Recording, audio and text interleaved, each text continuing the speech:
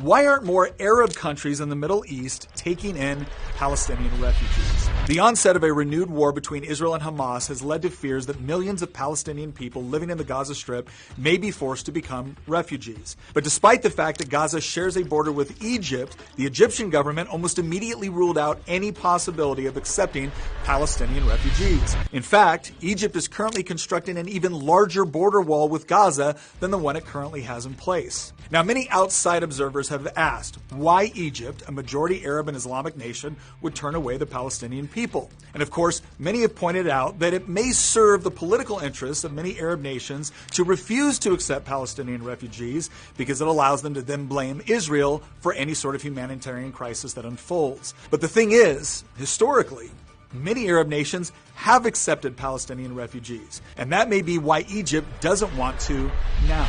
For example, in 1991, the Kuwaiti government actually expelled nearly 300,000 Palestinians in the aftermath of the First Gulf War, and this represented an astonishing 18% of Kuwait's entire population.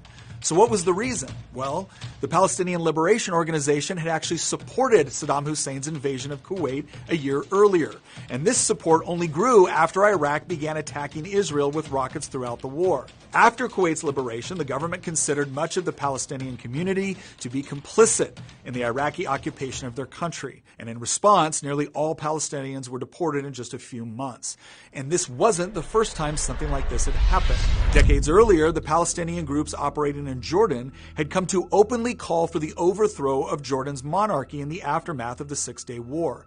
At the time, the PLO maintained its own separate army on Jordanian soil and used that armed force to sow chaos. Armed gangs of PLO militants drove around the capital of Amman, robbing families and businesses in the name of collecting financial assistance for the ongoing war of attrition against Israel. When members of the Jordanian police and army tried to defend their citizens from these attacks, they were attacked and killed. The Palestinian political network operated as a state within a state, with militants repeatedly using Jordan to launch rockets into Israel. The Marxist-Leninist Popular Front for the Liberation of Palestine even went so far as to hijack multiple planes, diverting the flights to a Palestinian-controlled airfield in Jordan, where the passengers were held hostage. By September 1970, the Jordanian army had finally had enough. A full-scale war with the PLO broke out, and after 10 months of fighting, the Palestinians were driven out of the country. Yet, as a parting gift, a Palestinian terrorist group known as Black September assassinated the Jordanian prime minister.